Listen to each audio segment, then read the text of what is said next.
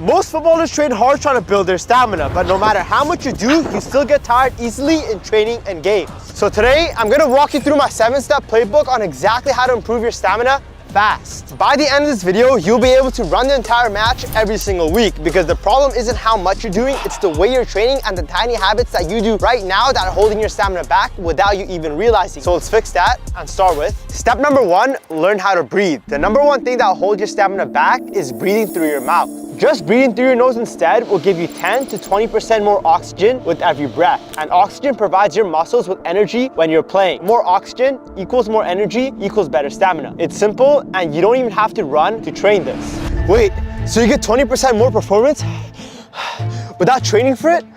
Yeah. How? Well, if you're a mouth breather like this guy and 61% of people in America, becoming a nose breather is easier than you think. And good news, not only will your stamina improve from doing this, but so will your appearance. I know it sounds weird, but just take a look at these 2 pictures. And with that in mind, let's get into the training. First of all, the easiest thing you can do to start breathing through your nose is using mouth tape. There's 2 scenarios you can do this in, but the first you probably heard before, and that is wearing it while you sleep. This is the easiest time to train yourself to start breathing through your nose. Doing it is simple. You don't need to buy fancy mouth tape. Just buy some cheap, gentle medical tape and put a strip across your mouth like this.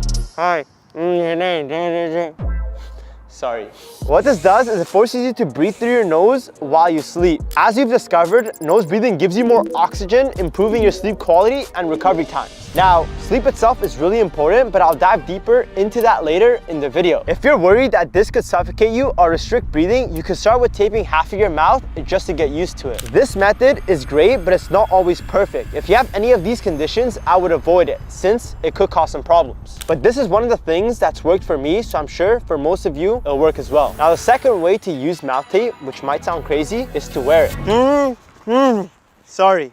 During individual training. This is like during your sleep, but 10 times more effective. You're not training yourself to breathe through your nose when your lungs are under strain. Like sleeping, you might want to start with just half the mouth because this is much tougher than wearing it while you sleep. But over time, you should be able to have it over your entire mouth, forcing yourself to breathe in and out your nose. If there was one thing that improved my stamina the most, it might honestly be this. Because if you could train at full intensity here, when you get to games, breathing through your nose feels like second nature. And that's why I put this as the first part in this video. Because once you learn it, mastering each of the next steps in this playbook becomes much easier. But before we get into that, there's one more exercise you can do to train your nose breathing. And that is meditation. And honestly, yeah, I thought this was rubbish when I first heard it, but if you can learn to be in the present moment, you'll be more conscious about what's happening during each day. So when you start breathing through your mouth, you can catch yourself quickly and start nose breathing. It seems complicated, but with some practice, it'll happen without you even thinking. The way you want to meditate is setting a timer for between 5 and 20 minutes. Lay or sit down, close your eyes, breathe through your nose, and try to clear your mind. You want to focus on the sound and feeling of your breath and not think about anything else. When you get a thought, catch it and throw it away.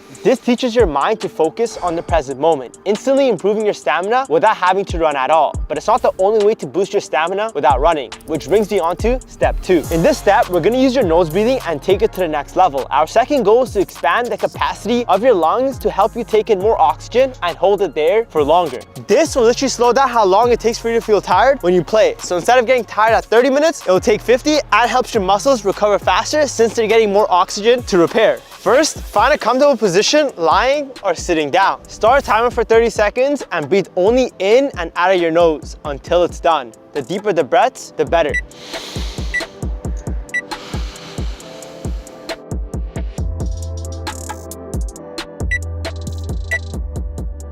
Now, when the timer hits 30 seconds, hold your breath for 1 minute or as close to that as you can get.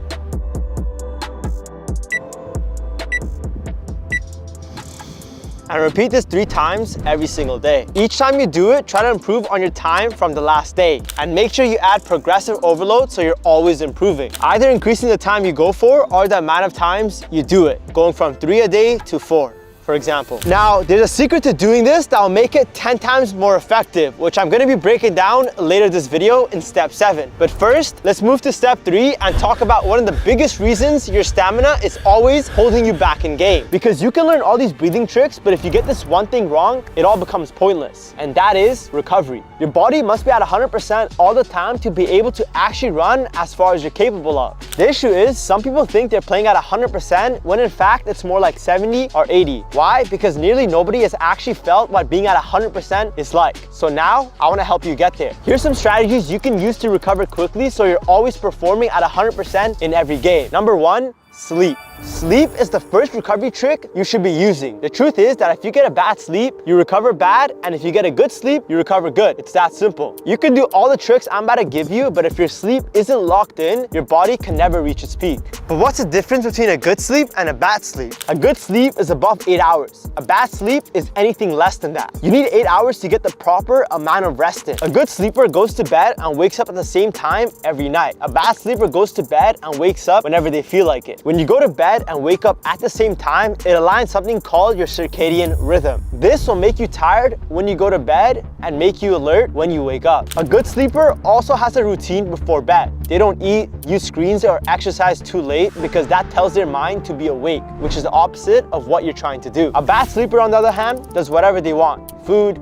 video games, exercise as late as they like. If you want good stamina, become a good sleeper. If you want to be called lazy on the field, be like the bad sleeper. Second is hydration. Simply drink around 3 liters of water a day or else your body can't function how it's meant to. Not drinking enough water will decrease your energy, making your stamina worse. It's a simple fix that could improve your stamina a lot. The third thing you want to do is have rest days every week. If the goal is to be 100% every time you play in training or games, having rest days is really important to break up the weeks and give your body a chance to recover. Without the rest it needs, you'll continue to get more and more tired. 1 day a week is all you need to do. Fourth is rolling out your fatigued muscles. I use a spiky ball or tennis ball and do it pretty much every day because it massages those specific sore spots on your body and they feel extremely light afterwards. But it's not as effective as the final recovery tactic, which is diet.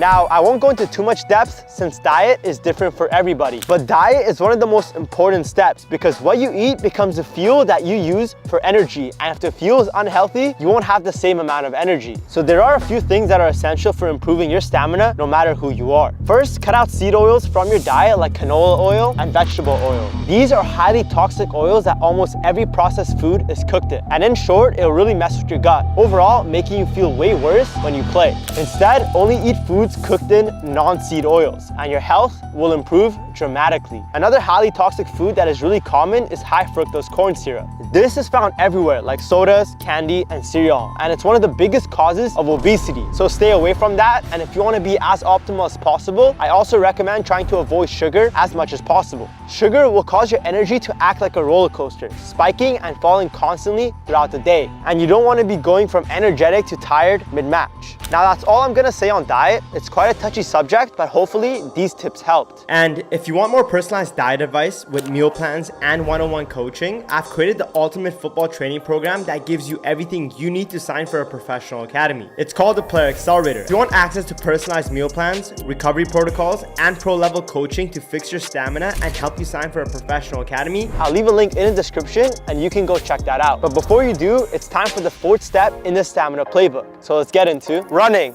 These are the 2 running focus drills that I do regularly to improve my stamina. You don't need any equipment, it doesn't cost money, all you need is some space and legs. And if you don't have legs, then why are you watching this? Now both of these are gonna involve running around the length and the width of the field. If you don't have a field, set up a box of 4 cones and run around that. And we'll start with drill number 1. So you're gonna begin the run with a jog down the line. Simple and easy. When you get to the opposite side, turn and sprint the entire byline at full pace. Yep. Now repeat this on the other side, jogging up the sideline and sprinting the goal line without stopping.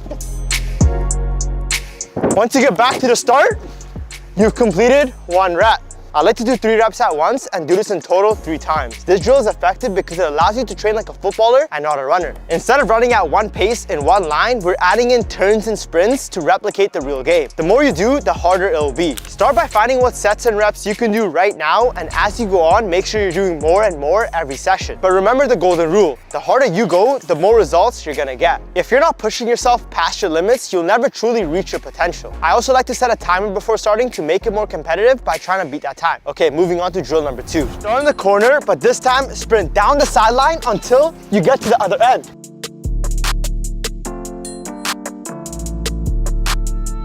When you do, jog the entire field back to where you started.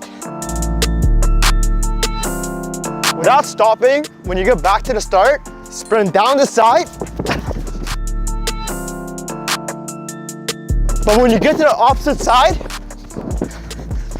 sprint down the goal line too. We started at 1 side sprinting, 3 jogging. I just did 2 side sprinting and 2 jogging. Now sprint 3 sides, jog the last one, and finish by sprinting every side of the field at maximum intensity. It will burn, your mind will be telling you to stop, but if you can do this consistently, you'll never be called lazy on a football pitch again. This is the part in the playbook I guarantee 99% of you are already doing, but you're most likely doing it completely wrong. You see, the drills help, but they never get closer to the stamina you need to perform in games than actually playing real games. In games, you rarely ever sprint that far at once. It's short, sharp turns, dribbling to get in and around players. So if you want to improve your match stamina quickly, first, be on a team so you're constantly playing games. And second, find friends, teammates, or even random strangers that you can play pickup games with. Pickup is basically street football, no competition, and no rules.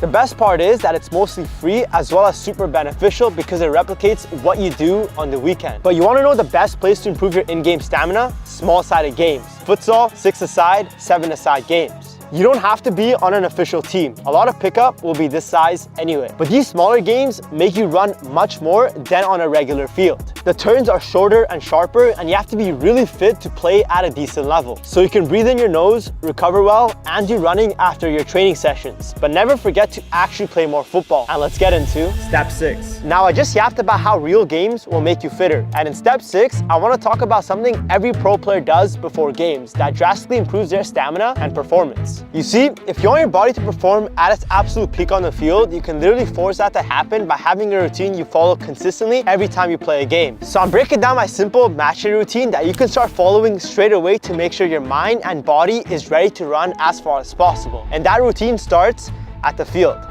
I guess I'm already here. But for the first step in this routine, I like to get some touches on the ball, and a wall or anything that rebounds is my favorite tool for this. I'm not gonna train or wear myself out before the match, and I'm definitely not gonna be working out or doing the running training today. Instead, my focus is on things like juggling and simple wall passing, so I can warm up my touch for the match without getting tired at all. I like to do this in the morning, whether the game is at midday or night. I like to do this early. Next step is making sure my body feels loose and relaxed before the match. This is when I'd usually stretch out my entire body. If you want a stretching routine, there's a ton on YouTube that are already really good, but doing this will get your body feeling as fresh as it possibly can, meaning your stamina gets a boost. And when my stretching work, I always use this massage ball to make sure my muscles feel as good as new. My goal is to try and start every match feeling like I'm in my prime, and these 2 recovery techniques help me feel that way. Now there's about 2 to 4 hours until kickoff, and this is when I'll eat my last meal. This is the perfect time to eat because it allows your food to digest and means you won't be playing on an empty stomach throughout the match. So you're not hungry or full,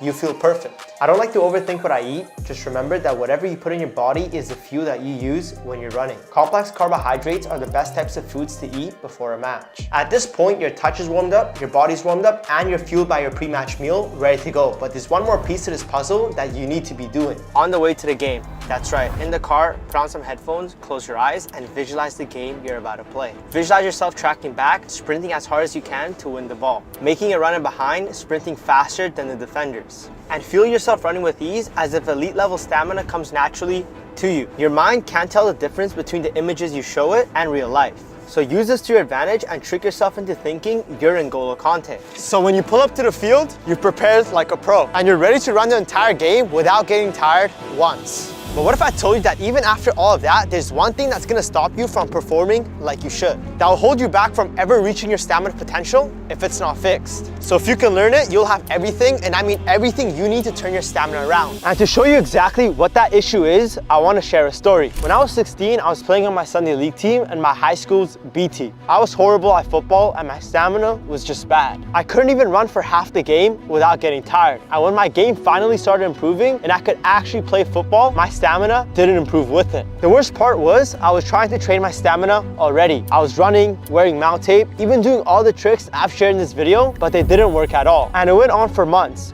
of hard work with no results. And I feel stupid thinking back on it now, but I wish someone had given me this advice I'm about to share back then, because it would have been the most important piece of advice I learned about stamina. I guarantee that if you could only do this training for 2 weeks, it won't work. 100% guaranteed. Because the honest truth is, real results take time and effort. The reason you train as a footballer is to improve, and you know that training once a week won't get you anywhere. Stamina is the same. If you're serious about improving your stamina, make sure along with the rest of your training, you train consistently and stay patient. And after a month or two, I can guarantee you'll be running for longer in games than you ever have. Your performances will go up, your confidence will go up, and stamina will never hold you back again. And if you want to also improve at football 10 times faster than your friends, I'll leave this video right here. That's gonna break down 3 training plans you can follow to take your game to the next level. Click it, and I'll see you inside. Peace. Click it.